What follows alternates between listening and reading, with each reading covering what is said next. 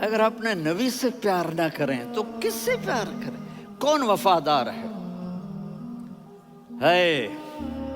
قیامت کا منظر ہوگا، میں اپنی بیگم سے کہوں گا میں تمہیں نہیں پہچانتا، میرے رب کی قسم، یوم یفر المرء من اخیہ وامہ وابیہ وصاحبتہ وبنیہ یود المجرم لو یفتدی یومئذ من یومئذ بنیہ وصاحبتہ واخیہ وفصیلتہ التی تؤویہ ومن فی الارض جمیعا کلا، قیامت کے دن میں کہوں گا صفیہ میں تمہیں نہیں پہچانتا، یہ کہے گی مولانا صاحب میں آپ کو نہیں پہچانتی، یہ یوسف میرا بیٹا بیٹھا ہے، میں کہوں گا کون ہو، کہاں سے آئے ہو؟ یہ کہے گا ابا آپ کون ہو، کہاں سے آئے ہو؟ بھائی بھائی کو نہیں پہچانے گا۔ ماں اور اولاد کا کتنا گہرا رشتہ ہوتا ہے، ماں کہے گی میں نے تمہیں جنا ہی نہیں ہے، اور جب جاتی واہ یا رسول اللہ ہم آپ پہ قربان جائیں، جس دن ماں نہیں پوچھ رہی، نبی نہیں پوچھ رہے، بیٹا نہیں پوچھ رہا، بھائی نہیں پوچھ رہا، یا رب امتی امتی، یا رب امتی امتی، یا اللہ میری امت، یا اللہ میری امت، یا اللہ میری امت، تو نظریں طواف کریں گی، یہ آواز کہاں سے آ رہی ہے؟ یہ کون بول رہا ہے؟ سب سے الگ کون ہے جو امتی امتی کہہ رہا ہے؟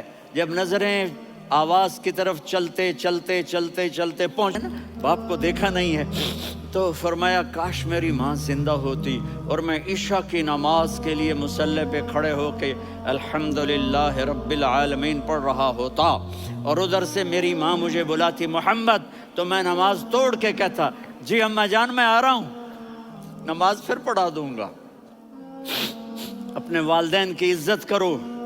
یہاں کا بڑھاپا بڑا خوف، تو جب انہوں نے دیکھا کہ دو آدمی آ کے بیٹھ گئے تو انہوں نے نماز شارٹ کٹ کر دی، تو حضرت عمر نے پوچھا کون ہو بھائی؟ کہا جی میں مزدور ہوں۔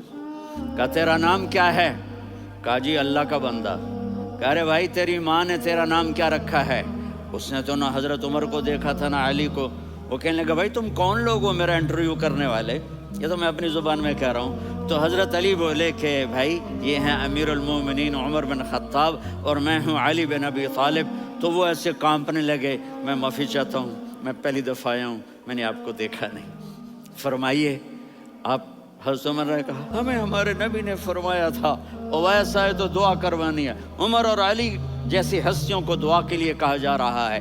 پیچھے تہجد ہے؟ نہیں۔ جہاد ہے؟ نہیں۔ علم ہے؟ نہیں۔ نماز ہے؟ نہیں۔ روزہ ہے؟ نہیں۔ زکوٰۃ ہے؟ نہیں۔ خیرات ہے؟ نہیں۔ کیا ہے؟ ماں کی خدمت، ماں کی خدمت، ماں کی خدمت۔ میرے نبی نے فرمایا لوگ جنت میں چلیں گے، اویس چلے گا، جب گیٹ پر پہنچے گا تو اللہ کہیں گے اویس کو پیچھے ہٹا دو، باقی اندر چلے جاؤ۔ تو اویس کرنے ڈر جائیں گے کہ یا اللہ جنت کے دروازے پر مجھے پیچھے ہٹا دیا، تو اللہ کہیں گے پیچھے دیکھو، ویسے پیچھے مڑ کے دیکھیں گے تو لوگوں کا مجمع ہوگا جو جہنم میں جا رہے ہوں گے، ایمان والے گنہگار مسلمان۔ تو میرا اللہ کہے گا اویس اپنی انگلی کو پھیرتا جا، جس پر تیری انگلی پڑے گی تیری تو فیل سب کو جنت میں ڈال دوں گا۔ یہ ماں ہے، صرف ڈالر ہی سب کچھ نہیں ہے، یہ ماں ہے۔ میرے نبی نے فرمایا تیرا باپ تیری جنت کا سب سے بڑا دروازہ ہے، اگر تو نے باپ کو ناراض کر کے موت پائی تو تیرے لیے جنت کا دروازہ کھل نہ سکے گا، یہ باپ کا مقام ہے۔ پھر آپ نے 11 شادیاں کی، کیوں کی؟ سنو حدیث، ما تزوجت وما زوجت الا بوحی من السماء نزل به جبریل۔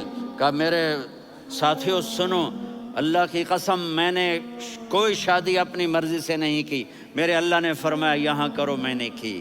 میں نے اپنی بیٹی وہاں دی جہاں میرے اللہ نے فرمایا۔ تو اتنی شادیاں کیوں کی ہیں؟ ہمیں گھر کی زندگی سمجھانے کے لیے۔ میری بات غور سے سنو، دنیا کا سب سے بڑا رشتہ خاوند اور بیوی ہے، سب سے مقدس رشتہ ماں باپ ہے۔ آپ حضرت عائشہ کو لقمے بنا کے کھلا رہے ہیں اور حضرت عائشہ کی دلداری کے لیے فرما رہے ہیں عائشہ، سننا حدیث طبرانی کی، عائشہ انہو لیہون علی الموت ان اریتکی زوجتی فی الجنہ. عائشہ مجھے جب سے پتا چلا ہے نا کہ تو جنت میں میری بیوی ہے تو مجھے تو مرنے کا شوق لگ گیا ہے. اللہ کی قسم ہمیں سکھانے کے لیے تھا. جس نے اللہ کو دیکھ لیا ہو اسے عورت کی کیا خواہش رہ جاتی ہے. یہ ہمیں سکھانے کے لیے تھا کہ سب سے زیادہ عزت بیوی اپنے خامند کو دے، خامند اپنی بیوی کو دے. ہن لباس لکم وانتم لباس لہن. تمہاری بیوی تمہارا لباس ہے. اور اللہ بیوی سے کہتا تیرا خامند تیرا لباس ہے. آپ نے 11 گھروں کو کس طرح آباد کیا، کس محبت سے کیا کہ 2 مہینے چولہا نہیں جلتا اور کسی کی زبان پر کر رہی ہے. میرے پاس پرسوں 30-40 لوگ آ گئے. وہ یہاں جو ایک سلمہ صاحبہ ہیں، سلمہ ہی نام ہے نا، سلمہ زاہد. تو ایک نے کہا جی یہاں ہم اولاد کے بارے میں بڑے پریشان ہیں، کیا کریں، کوئی ہمیں اس کا سلوشن بتائیں. میں نے کہا بہت آسان ہے، ماں اپنے بچے کو ٹائم دے. نصیحت کی بات نہیں کر رہا ہوں، ٹائم دے. میں نے کل آپ کو شکل بنا کے دیکھ لے کر گھوم رہے ہیں. پھر دونوں بھائیوں کو اتار دیتے اور ان کی بہن زینب کو بٹھاتے اور پھر کمرے میں چکر لگاتے. پھر فرماتے تمہارا اونٹ کیسا ہے. ایک دفعہ آپ سجدے میں گئے، فرض نماز، فرض، اور سجدہ لمبا، اتنا لمبا ہوا کہ صحابہ سمجھے اللہ کے نبی فوت ہو گئے. عبداللہ بن مسعود فرماتے ہیں میں پہلی صف میں تھا تو میں نے یوں کر کے دیکھا، بھئی چکر کیے تو دیکھا دونوں بھائی حسن حسین میرے نبی کی کمر پہ چڑھے ہوئے تھے اور میرے نبی نے سجدے سے سر نہیں اٹھایا. یہ کام کرو تو بچے تم سے پیار کریں گے. تم کہتے ہو بچے ہم سے ڈرتے نہیں. میں نے کل بھی کہا تھا ڈائن نہ بنو، ماں بنو، تھانے دار نہ بنو، باپ بنو. تو انہوں نے ایسے ہاتھ آگے کیا کہ میں بچوں کو نیچے اتاروں. تو مجھے دیکھنا، آپ پیچھے ہٹ گئے. جب تک وہ خود نہیں اترے میرے نبی نے سجدے سے سر نہیں اٹھایا. اور جب نماز سے فارغ ہوئے تو ایک دم دونوں کو اپنی گود میں لیا کہ بے ابی ہما و امی لا تؤذوہما، میری جان قربان ہو ان دونوں پر، یہ میرے جگر کے ٹکڑے ہیں، انہیں دکھ نہ پہنچانا.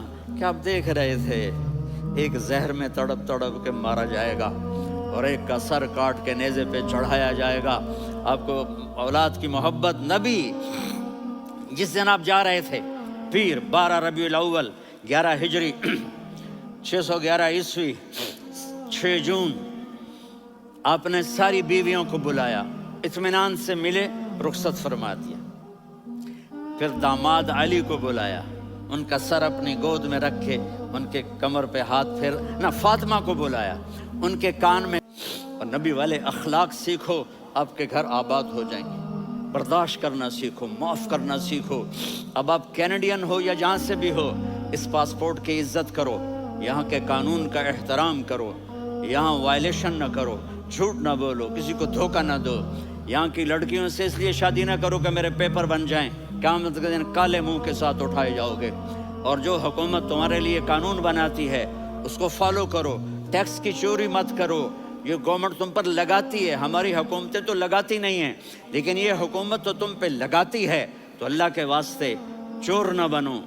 ٹیکس کی چوری بہت بڑی چوری ہے کہ سب آپ کے کاموں کے لیے استعمال ہوتا ہے. تو یہاں کے قانون کو اوروں سے زیادہ اچھی طرح